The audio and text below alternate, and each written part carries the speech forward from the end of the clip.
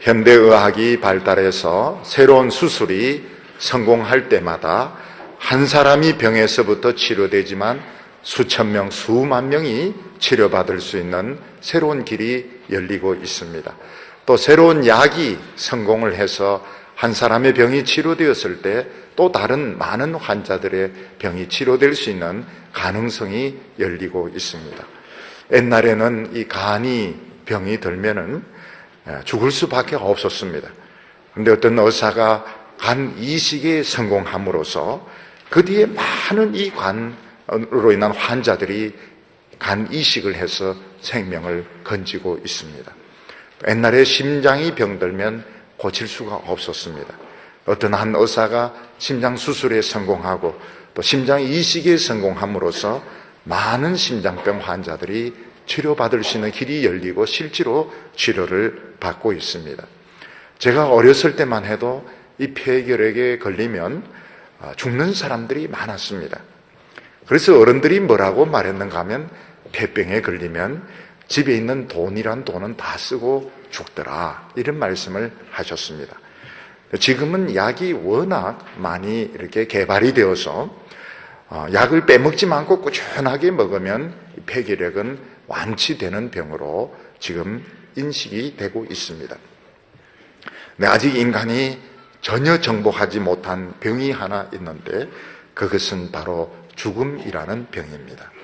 사람들은 누구 할 것 없이 언젠가는 다 죽어야 되는데 단 한 사람도 안 죽은 사람 없고 죽었다가 살아난 사람도 없습니다. 이제 죽음에 대한 인간의 태도는 체념이 되어버렸습니다. 가까운 사람이 죽으면 울고 슬퍼하지만 결국 체념하고 잊어버릴 수밖에 없게 된 것입니다. 죽음이 얼마나 무서운 벽인가 하면 사람이 죽으면 몸 자체가 썩어버리기 때문에 그 사람이 이제 없어지게 됩니다. 그래서 인간을 제일 슬프게 만드는 것이 이 죽음인데 우리는 이 죽음에 대해서 전혀 대비가 되어 있지 못한 것입니다. 며칠 전에 베네수엘라 대통령 차베스가 죽었는데 그는 그 나라에서 나는 석유를 가지고 국민들에게 엄청난 복지를 베풀었고 그는 돈을 가지고 모든 것을 다 가졌지만 결국 죽음을 이기지 못해서 비참하게 죽고 말았습니다.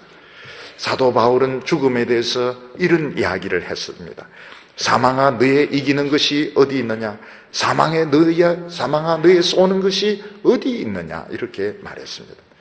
사도 바울은 사망을 큰 무서운 독침을 가진 괴물로 비유하고 있습니다.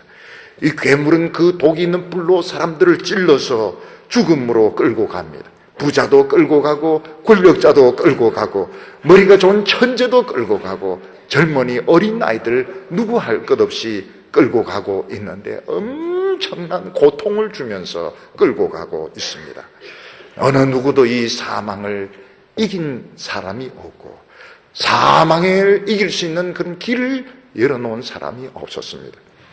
근데 인류 역사상 가장 놀라운 일이 일어나게 되었는데 그것은 예수님께서 죽었다가 살아나심으로 사망을 이기는 이 길을 열어놓으셨던 것입니다. 예수님은 보통 사람이 죽었다가 살아나는 것처럼 덜 죽었다가 소생한 것이 아니었습니다. 예수님은 완전히 죽었습니다. 그리고 완전히 살아나셨는데 살아나실 때는 죽었을 때의 몸이 아니라 완전히 새로운 생명으로 살아나셨던 것입니다. 예수님께서 죽었다가 다시 사심으로 앞으로 수만 명, 수십만 명, 수백만 명이 영원히 살 수 있는 길을 열어놓으셨습니다. 이것은 우리 인간에게 가장 기쁜 소식인데 사람들은 이 사실을 믿으려고 하지 않습니다. 예수님의 부활을 안 믿는 사람은 못 사는 것입니다. 오늘 우리는 예수님이 부활하신 것이 우리에게 얼마나 엄청난 사건인가, 우리가 앞으로 어떻게 될 것인가 하는 것을 깨달을 수 있기를 바랍니다. 오늘 첫 번째 부활의 그 역사적 정황을 우리에게 소개해주고 있습니다. 우리는 예수님의 부활을 통해서 죽음의 정체, 또 죽음 이후에 어떻게 되는가 하는 것을 분명히 알 수 있게 되었습니다. 왜냐하면 예수님은 이 인류 역사상 유일하게 죽었다가 다시 살아나신 분이기 때문입니다. 다른 사람이 죽음에 대해서 이야기하고 죽음이 무엇인가, 죽은 뒤의 세계가 무엇인가, 그 전부 막연한 자신의 공상이고 추측에 불과한 것입니다. 죽음에 대해서, 죽은 뒤의 세계에 대해서 분명하게 확실하게 이야기하려면 예수님처럼 자기 자신이 죽었다가 살아나야 되는 것입니다. 아니면 어떤 죽은 사람을 자기가 살려내야 그 말을 할 자격이 생기는 것입니다. 얼마 전에 예일대 교수가 죽음에 대한 강좌를 계속 해오고 있는데 그 강좌 들을 필요가 없습니다. 그 사람 죽은 적도 없고 죽은 사람을 살린 적도 없습니다. 적어도 죽음에 대해서 이야기를 하려면 죽은 사람을 살려놓든지 그래야 할 자격이 생기는 것입니다. 예를 들어서 이 심장병 치료에 대해서 설명을 하는데 수술한 사람마다 다 죽었습니다. 그런 의사가 나와서 심장병이라고 하는 것은 말이죠, 이러면 아무도 듣지 않습니다. 심장병 환자를 이식수술에서 살려놓고 나서 지금 심장은 이래 돌아가고 있는데 내가 이렇고 저렇고 요렇고 해서 살렸습니다, 그렇게 해야 말이 되는 것이지, 살려놓지도 않고 수술한 사람마다 다 죽었는데 심장병에 대해서 강의를 한다면 말이 되지 않는 것입니다. 오늘 성경 말씀은 죽음에 대해서, 죽은 뒤의 세계에 대해서 말하기 전에 예수님이 살아나신 그 역사적인 정황을 소개를 하고 있습니다. 유대인들의 안식일은 금요일 해 지면서부터 토요일 해질 때까지입니다. 예수님께서는 금요일 오후에 돌아가셨기 때문에 해질 때까지 시간이 얼마 남지 않았습니다. 우리 같으면 밤 12시에 하루가 시작되지만 유대인들은 해 지면서부터 하루가 시작되는데 해질 때까지 시간이 얼마 남지 않았습니다. 그래서 여인들은 예수님을 장례 지내는 것을 보고 아직 해가 떠 있을 때 급히 가게에 가서 향유를 구입을 하고 해 지자마자 집에 들어가서 안식일을 지켰습니다. 그리고 안식일 동안엔 아무것도 할 수가 없었습니다. 그리고 안식일이 끝나는 그 새벽에, 일요일 새벽이죠, 일요일 새벽에 예수님의 무덤에, 시신에 향유를 바르려고 막달라 마리아와 다른 마리아가 찾아가게 되었습니다. 마태복음 28장 1절을 보면 안식일이 다하여 가고 안식 후 첫날이 되려는 미명에 막달라 마리아와 다른 마리아가 무덤을 보려고 왔더니, 이렇게 말하고 있습니다. 어떤 사람이 죽어서 장례를 치렀으면 그 사람에 대한 절차가 끝난 것입니다. 예를 들어서 장례하는 과정에 절차가 하나 빠졌습니다. 뭐 조사를 안 읽었다, 이래서 죽은 사람 도로 꺼내가지고 조사 지내고 묻고 이러는 법은 없습니다. 또 뭐 입간할 때 무슨 순서가 빠졌다 해서 죽은 사람 도로 빼놓고 또 입간 예배 드리고 이렇게 하지 않습니다. 그냥 묻어버리면 끝난 것입니다.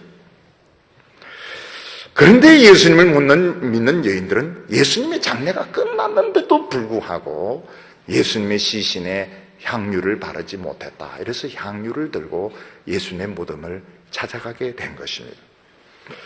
여인들은 무슨 생각, 지금 이미 장례가 끝났습니다. 장례가 끝났는데 왜 또 예수님의 무덤을 이 여인들은 찾아갔을까요? 예수님은 돌아가셨고 향유를 바른다고 해서 예수님이 살아나는 것도 아닙니다. 또 예수님이 묻힌 무덤은 이 큰 돌로 막았기 때문에 여인들은 그 돌문을 열 수도 없었습니다. 특히 이미 3일이 지나가고 있기 때문에 지금 시신이 이제 부패하고 있습니다. 도대체 여인들은 무슨 생각으로 예수님의 무덤을 찾아갔을까요? 바로 이것이 여성들이 생각하는 것과 남성들이 생각하는 것의 차이점입니다. 남자들은 모든 것을 논리적으로 생각하고 논리적으로 이해가 되지 않는 것은 안 하려고 합니다. 여성들은 논리적으로 생각하는 것이 아니고 감정적으로 생각을 합니다. 여성들은 예수님이 죽었다 떠났다 예수님이 거기 있는 겁니다. 예수님이 거기 있기 때문에 예수님 한 번 더 보고 싶은 겁니다. 그것밖에 없어요.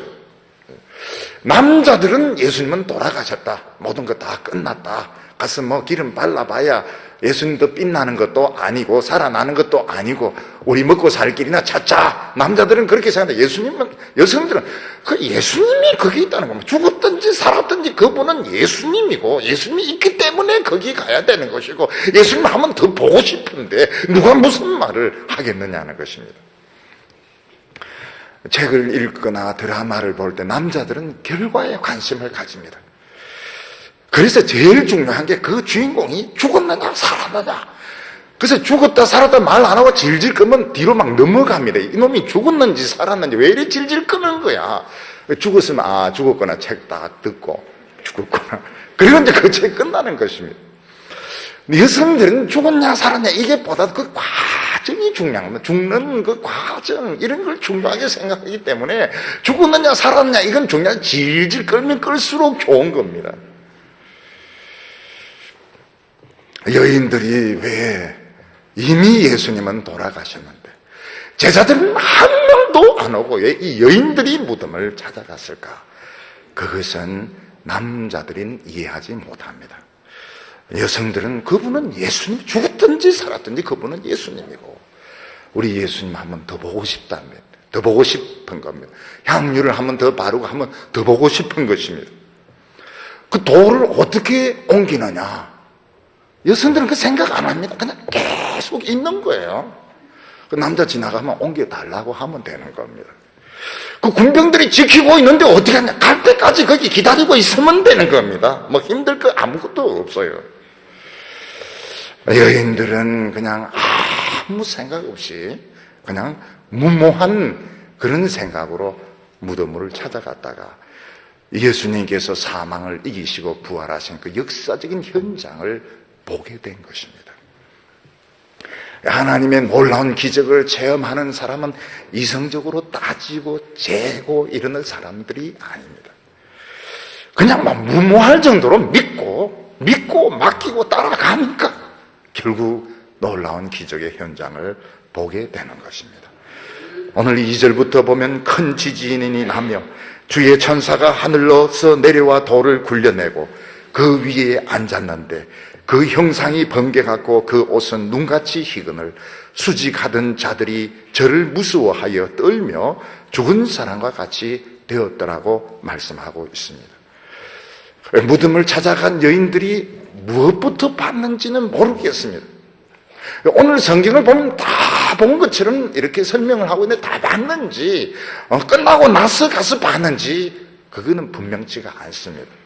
근데 여기 보면 몇 가지 일이 있는데 첫 번째는 그 지진이 일어나고 와 하면서 막 땅이 흔들렸는데 사람들이 막 비틀기다 막 쓰러지게 되었습니다. 군병들이 막 땅에 엎드러지게 된 것은 천사를 보고 놀라기도 했지만 쾅 소리가 나면서 막 땅이 흔들리면서 쓰러졌을 가능성도 많이 있습니다. 그리고 땅이 흔들리니까 무덤 문이 막 이렇게 흔들흔들 하는데 이 무덤이 막 구르기 시작했습니다.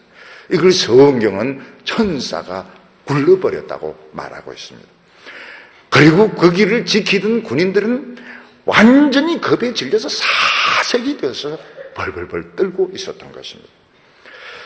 그 여인들이 그 무덤에 찾아가서 하면서 지진이 일어나는 그때부터 봤는지 무덤 문이 돌이 굴러가고 난 뒤에 봤는지 군인들이 다 내빼고 나서 봤는지는 알 수가 없지만 오늘 성경을 보면 마치 다 본 것처럼 이렇게 설명을 하고 있습니다. 예수님이 부활하신 그 새벽에 와 하는 소리와 함께 땅이 흔들렸습니다. 이것은 그냥 평범한 지진이 아니고 하나님께서 사망의 문을 열고 하나님의 아들을 살려내는 큰 권능의 소리였던 것입니다. 예수님의 부활의 능력은 큰 능력이었습니다. 지금까지 어느 누구도 죽었다가 살아난 사람이 없습니다. 하나님의 능력은 그 사망의 문을 열고 꽝 소리를 내면서 그 사망의 문을 흔들어 버리고 그 안에 있는 예수님을 살려내셨던 것입니다. 그리고 힘이 센 천사가 무덤을 막고 있는 돌을 굴려버렸습니다. 사실은 무덤 문이 아마 저절로 막 굴러갔을 것입니다. 천사가 이 필요 없어 굴려버리고 그 돌 위에 앉아 있었습니다. 여기서 우리가 알 수 있는 것이 무엇인가? 예수님의 부활은 큰 능력이 있었다는 것입니다.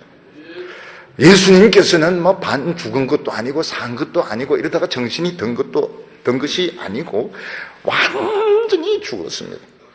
완전히 죽었는데 예수님 완전히 살아나시는데 하늘과 땅의 어떤 권세도 예수님이 살아나는 것을 저지할 수가 없었습니다. 큰 권능으로, 큰 능력으로 예수님은 부활하셨는데 거기에 총독의 인은 찢어져 버리고 군병들은 벌벌 떨면서 예수님은 죽음에서 당당하게 살아나셨던 것입니다.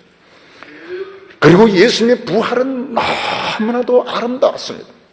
예수님께서 십자가에 못 박히실 때는 어둠이 3시간 동안 임했습니다. 사람들이 조롱했습니다. 어떤 사람들은 통곡했습니다.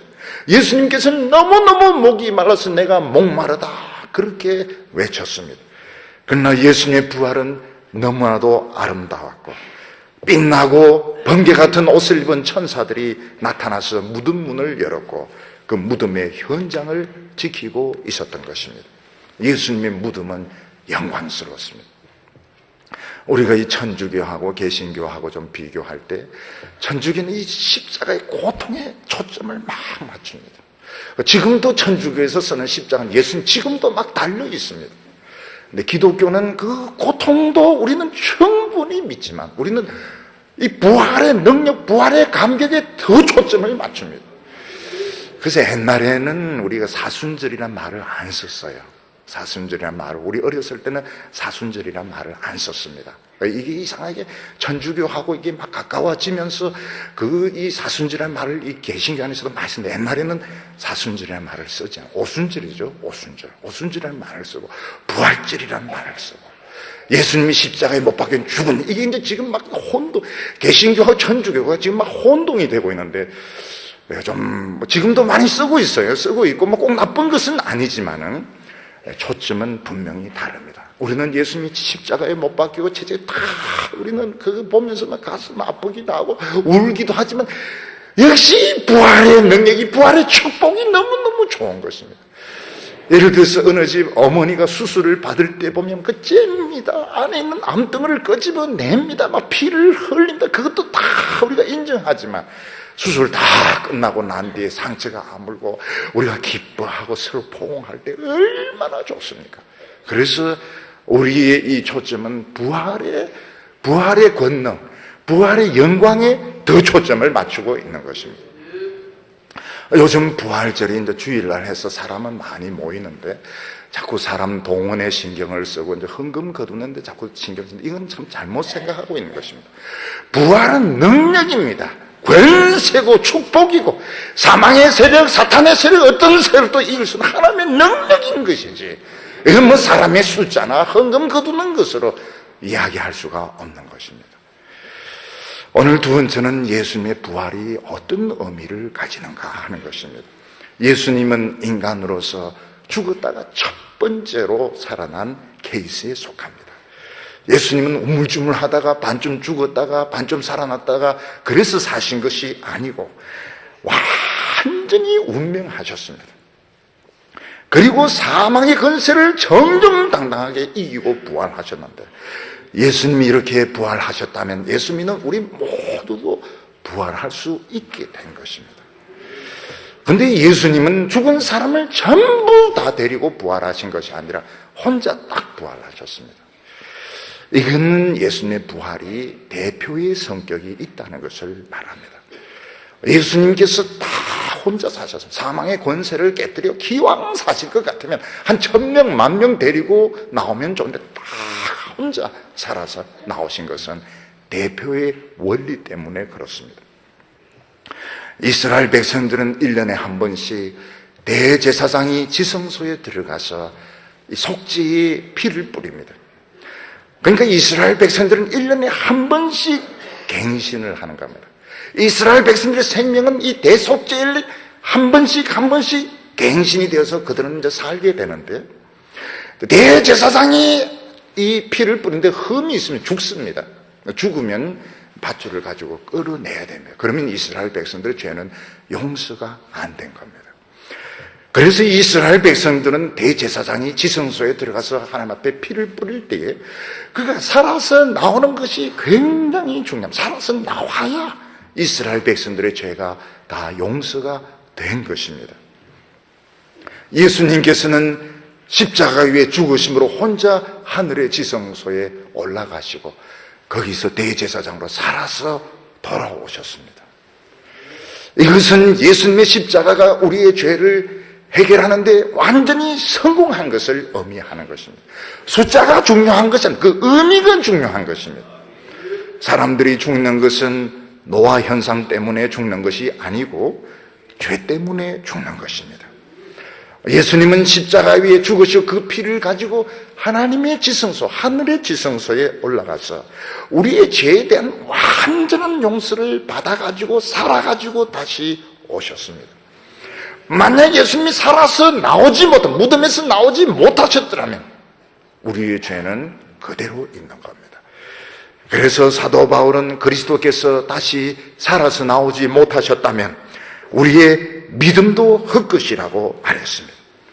예수님이 살아서 나오지 못하면 우리가 아무리 예배드리고 아무리 헌금하고 아무리 선교해도 쓸데없는 짓을 하고 있는 거예요. 왜냐하면 죄 용서 못 받았거든요. 예수님께서 살아서 무덤에서 나온 것은 우리 모든 믿는 사람의 죄를 대신해서 피를 가지고 하나님께 드리고 그 인정을 받고 승리해서 돌아오신 것입니다. 어떤 회사가 큰 부채가 있는데 정부에서 그 부채를 책임지는 계약을 체결하면 그 부채는 다 없어지는 것과 같습니다. 하나님 앞에서 우리 개개인의 죄는 다 없어졌습니다. 하나님 앞에서 우리의 모든 부채는 다 청산이 되었습니다. 예수님은 부활하시자마자 어디 하나님 보좌 우편으로 바로 올라가셨습니다. 그래서 예수님의 무덤은 비어 있었던 것입니다. 예수님은 부활하시자마자 무덤 주위를 막 돌아다니면서 3일 동안 무덤에 갇혀있다 띵하네. 좀 호흡을 해야 되겠다. 이러면서 혼자 왔다 갔다 마리아도 만나고 이렇게 한 것이 아니고 부활하시자마자 바로 하나님 보좌 우편에 올라가서 온 세계의 통치권을 딱 위임받았던 것입니다. 그래서 이 세상에 일어나는 모든 일들은 주님의 허락 없이는 일어날 수가 없습니다. 우리는 그것을 자꾸 기억을 해요. 주님의 허락 없이는 그 어떤 사고도 어떤 전쟁도 어떤 재앙도 일어날 수가 없습니다. 이걸 믿어야 되는 것입니다. 주님은 이 세상을 어떻게 통치를 하십니까? 두 가지 방식으로 통치하는데 하나는 여전히 이 세상의 통치자들에게 위임을 시켜서 간접 통치를 하십니다.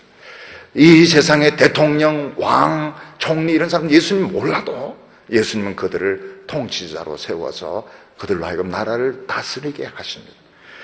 그 대신에 예수님의 통치는 더 자유가 많아지는 쪽으로 이런 식으로 유도를 하십니다. 예수님이 부활하시고 난 뒤에 전 세계는 자유가 점점 많아지는 쪽으로, 노예가 해방되는 쪽으로, 봉건 제도가 무너지는 쪽으로, 압제가 무너지는 쪽으로 점점 이렇게 발전해 왔습니다. 역사가들은 이건 역사의 발전이다 이렇게 이야기합니다. 이건 예수님의 통치 스타일이 그런 것입니다. 지금 오늘에 와서는 극히 북한 같은 이런 나라를 제외하고는 사람들은 뭐든지 할 수 있습니다. 돈 있고 건강이 있으면 뭐든지 다 할 수 있는 완전한 자유를 지금 제공하고 있습니다.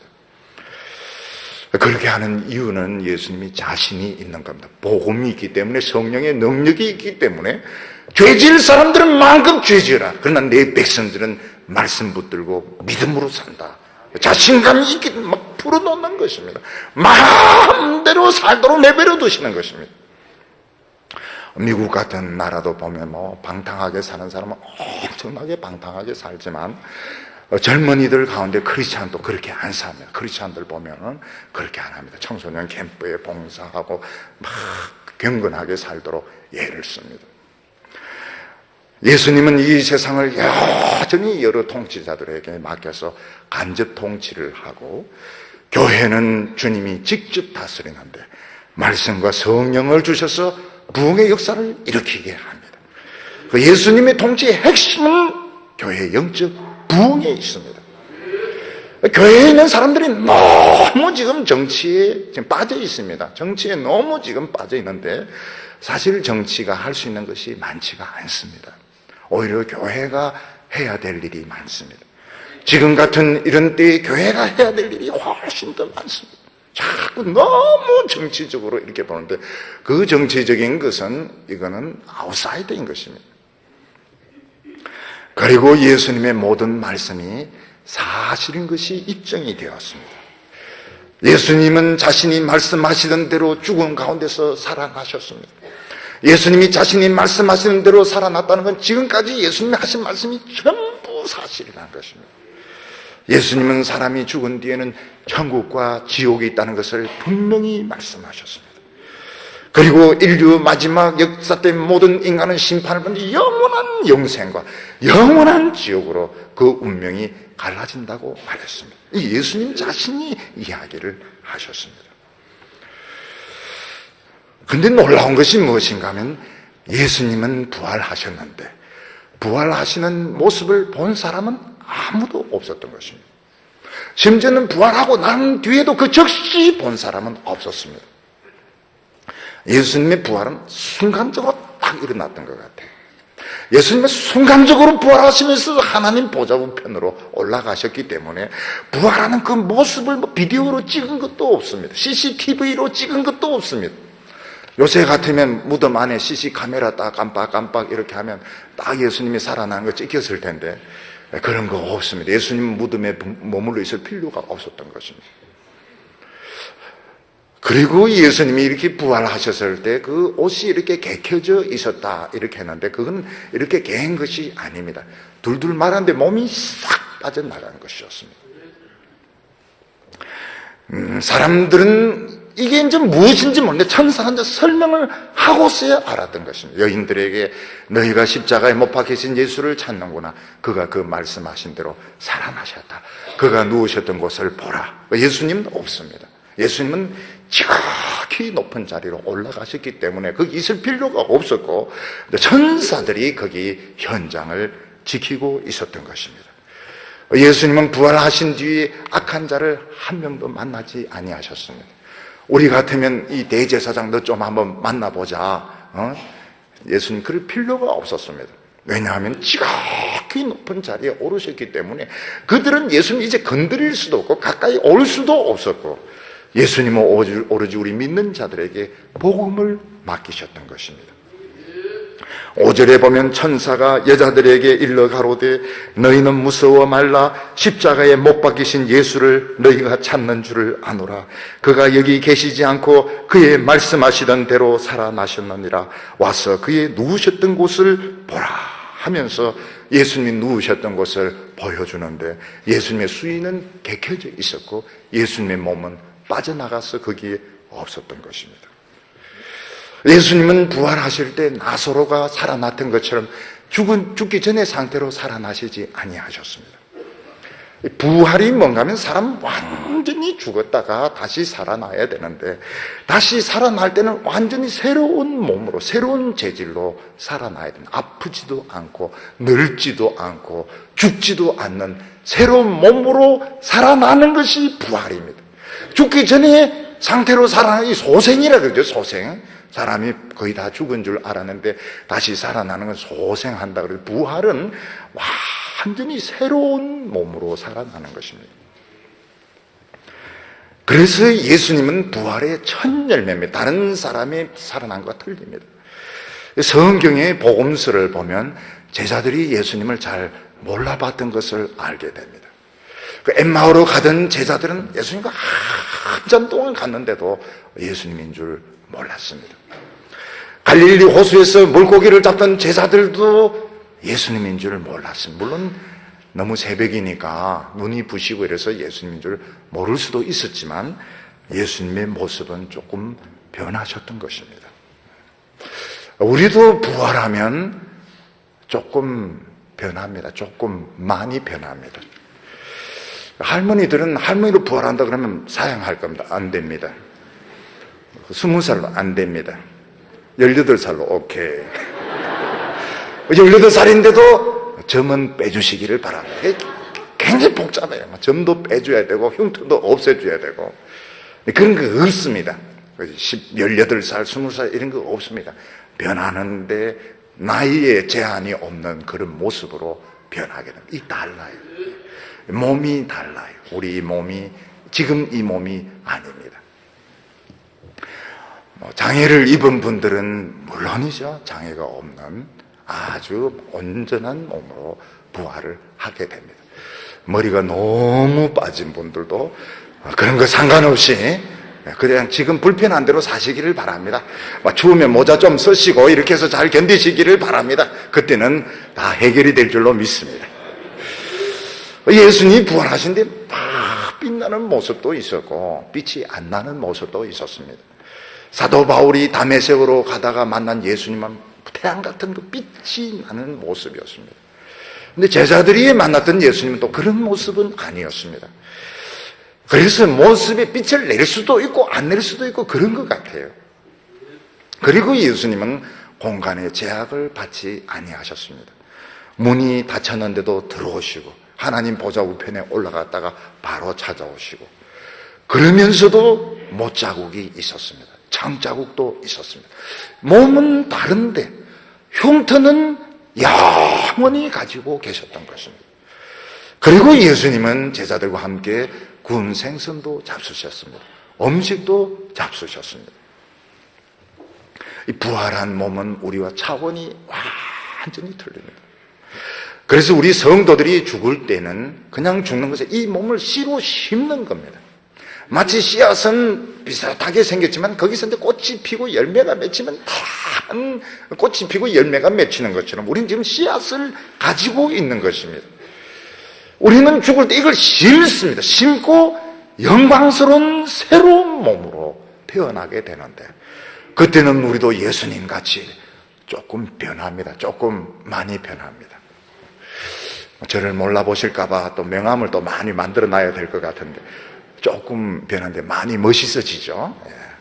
우리는 이 세상에 살면서 많이 찌들고 붓고 이런데 멋있는 모습, 장애가 없는 모습으로, 점박이는 점이 없는 모습으로 멋진 모습으로 살게 되는데 영원히 죽지 않습니다.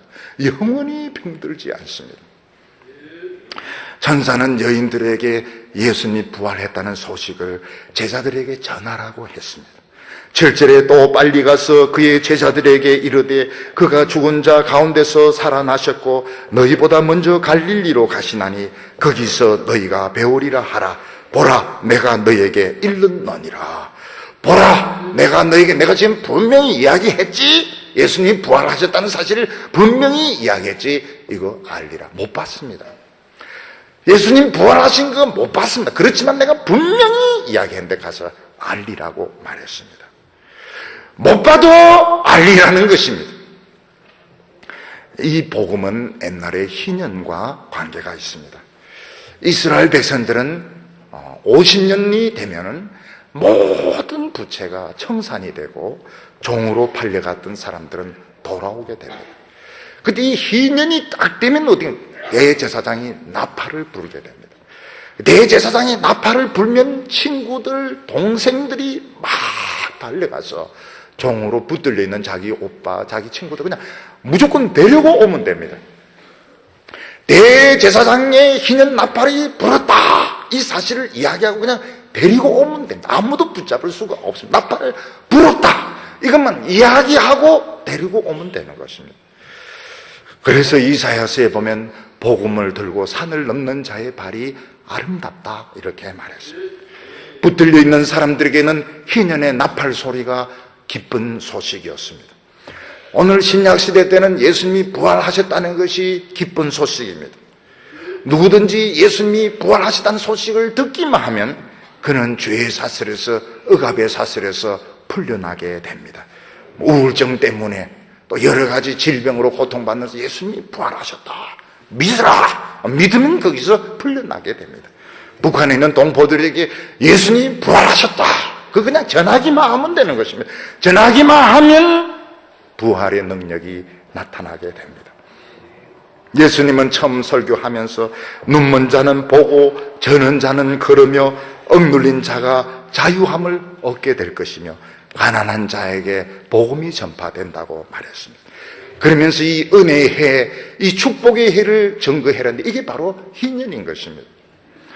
오늘 우리가 예수님의 부활을 이걸 자꾸 증거해야 됩니다. 부활을 증거하면 증거할수록 눈먼 자는 보게 되고 저는 자는 뛰게 되고 억눌린 자는 풀려나게 되는 걸 자꾸 이야기를 해야 됩니다.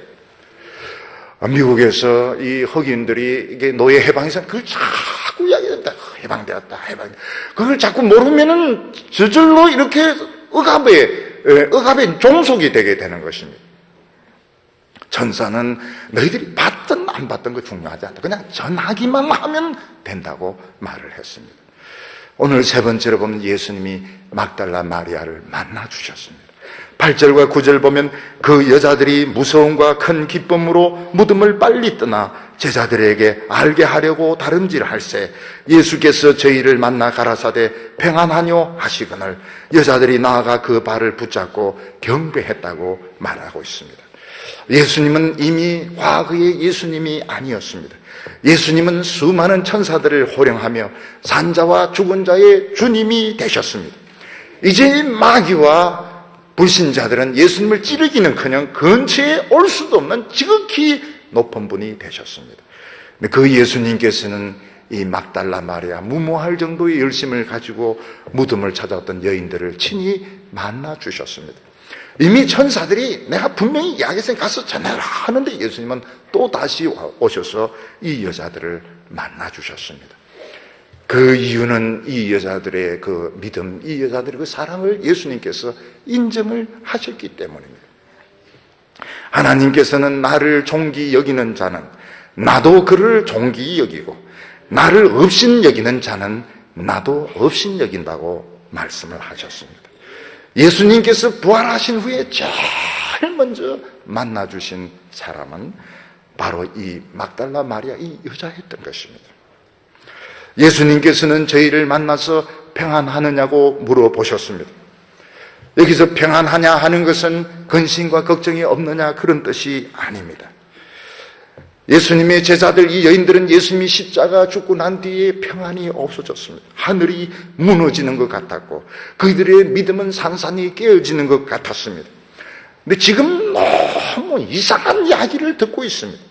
예수님의 무덤에 찾았는데 무덤은 비어있고 번쩍번쩍 빛나는 옷을 입은 천사 같은 사람이 예수님이 살아났다고 하는데 평안은커녕이고 지금 놀라서 기절초봉해서 죽을 지경입니다.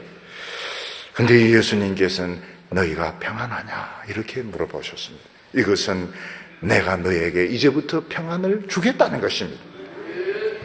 지금까지 너희들은 너무 놀랐다, 너무 충격을 받았다. 지금 눈앞에 일어나는 일이 무엇인지 도무지 이해를 못하겠지만 이제는 나는 돌아왔다는 겁니다. 나는 너희에게로 돌아왔는데 더 강해져서 돌아왔고 더 힘이 세어져서 돌아왔고 더 완전한 상태로 돌아왔기 때문에 너희들을 책임져 주겠다고 말씀하시는 겁니다. 우리 몸 안에 항체가 없으면 겉으로는 건강하지만 병균이 들어오면 병에 걸릴 수밖에 없습니다. 우리 안에 항체가 있으면 병균이 들어와도 막 싸웁니다. 어떤 때는 열이 날 때가 있습니다. 어떤 때는 자리에 누워야 될 정도로 피곤하고 어지러울 때도 있어요. 그러나 결국 이 병균을 다 이기는 것입니다. 예수님께서 부활하신 뒤에 모든 죄와 모든 멸망을 이길 수 있는 능력, 항체를 우리 안에 주셨습니다. 우리도 인간이기 때문에 어려우면 근심합니다. 낙심합니다. 누가 대적하는 사람이 있으면 두렵습니다. 그러나 주님께서는 이 능력이 축복이 점점 커지게 하셔서 모든 불안과 두려움을 몰아내고 기뻐하고 감사하고 승리하게 하시는 것입니다. 절대로 내가 너희들을 내버려 두지 않겠다. 두려워하지 말라고 말씀하셨습니다. 10절에 보면 이에 예수께서 가라사대 무서워 말라 가서 내 제자들에게 갈릴리로 가라 하라 거기서 나를 보리라고 말씀하셨습니다. 예수님께서는 죽기 전에 제자들과 약속을 했습니다. 내가 예루살렘에 가면 십자가에 못 박혀 죽을 텐데 내가 먼저 갈릴리로 가서 너희를 거기서 만나겠다고 말씀하셨습니다. 예수님과 제자들이 만나는 1차적인 약속 장소는 갈릴리였습니다. 그런데 실제로 예수님은 예루살렘에서 여러 차례 제자들을 만나셨습니다. 왜 예수님은 갈릴리에서 만나겠다 해놓고 또 약속을 깨고 예루살렘에서 만나셨을까? 너무 제자들을 보고 싶었기 때문에 이 부활한 기쁜 소식을 알려주고 예수님이 살아나신 이 모습을 그들에게 보여줌으로 두려움과 절망을 이기도록 하기 위해서 예수님은 이미 예루살렘에서 2차례, 어떤 사람은 3차례 예수님은 만나셨습니다. 그러나 12제자를 제한 많은 사람들을 역시 만나는 곳은 갈릴리였습니다. 예루살렘은 역시 제자들과만 만나서 하나님 나라 이야기하기에는 너무나도 분주한 곳이었습니다. 예수님은 제자들을 처음 예수님이 그들을 만나셨고 그들에게 복음을 전하셨던 그곳으로 오게 하셔서 거기서 다시 모든 말씀을 하셨습니다. 예수님께서 그들에게 가르쳐 주신 것은 이야, 채찍에 맞는데 진짜 되게 아프더라. 야, 못에 찔리는데 진짜 내 손 떨어지는 줄 알았다. 진짜 무덤 답답하대. 그런데 너희들 그때 다 어디 갔지? 그런 말씀하지 아니하셨습니다. 예수님이 부활하신 그 의미를 말씀하시고 하나님의 나라가 그들에게 임하였으며 얼마나 큰 능력과 축복이 그들에게 임했는지 그것을 갈릴리에서 설명해 주셨던 것입니다. 오늘 우리 예수 믿는 사람들은 눈에 보이지 않는 이 세계를 봐야 됩니다. 눈에 보이지 않는 이 세계를 보지 이 눈에 보이는 이것만 본다면 우리는 다른 사람과 크게 다를 바가 없습니다.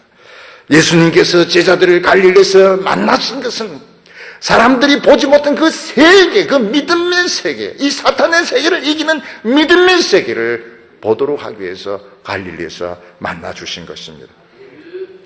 예수님이 죽음에서 살아나심으로 우리 모두 영원히 살게 되었습니다. 예수님이 부활하기 전에는 이 세상 사는 것이 전부였는데 이제는 우리의 육체가 씨앗이 되게 되었고 이 썩을 몸을 심어서 썩지 않는 영생을 거두게 되었습니다. 이것이 사실이라면 우리는 이 세상에 사는 자세가 달라져야 될 줄로 믿습니다. 우리도 인간이기 때문에 이 세상에서 대접받고 싶고 인정받고 싶고 많은 것을 누리고 싶지만 예수님은 그게 전부가 아니라고 말씀하셨습니다. 갈릴리에서 우리 만나자, 거기서 하나님의 이야기를 나누자고 말씀하셨습니다. 오늘 우리 사회는 굉장히 불안해하고 있습니다. 이건 늘 했던 것입니다. 북한이 뭐라고 한마디 하고 대포소문 뻘뻘뻘 떨다가 불안해하다가 또 시간 지나면 또 술 마시고 담배 피우고 텔레비 보고 돌아다니고 뭐 자기 할 소리 다 하다가 또 대포 한 대 쏘면 뻘뻘뻘 떨고 지금 그 짓을 지금 계속 반복하고 있는 것입니다. 오늘 주님께서 우리에게 평안을 주실 겁니다. 다 모든 시험 기도로 이기게 하실 것입니다. 사드락 메삭 아벳느고가 그 느부갓네살의 욕망로를 믿음으로 이겼던 것처럼 핵무기도 이기게 할 것이며 혼란도 이기게 하실 것입니다. 주님이 부활하신 이 놀라운 사실을 우리는 자꾸 이야기를 해요. 주님은 살아나셨습니다. 주님은 십자가에 못 박혀 죽은 것으로 끝난 것이 아니고 살아나셨습니다. 보좌 우편에 계시고 우리 안에도 계십니다. 모든 억눌림에서 답답한 데서 벗어나세요. 이 복음을 전해서 사탄의 모든 시험을 이기는 우리 성도들 되시기를 축원합니다. 기도드리겠습니다. 거룩하신 하나님 아버지, 우리가 영원히 살 수 있도록 예수님을 다시 살려주셔서 감사합니다. 우리가 어떻게 살지, 어떤 모습으로 살지 하나님은 보여주셨습니다. 주여 기쁩니다. 감사합니다. 우리가 나그네 같은 이 세상 살면서 이 세상에 너무 매이지 말게 하여 주옵소서. 오늘 우리 눈에 하나님의 영광이 보이게 하여 주시고 이 하나님의 백성들을 공격하는 사탄의 세력을 보게 하여 주시고 두 손 들고 기도함으로써 하나님의 영광과 나라를 지키는 저희들 되게 하여 주시옵소서. 예수님의 이름으로 기도하옵나이다.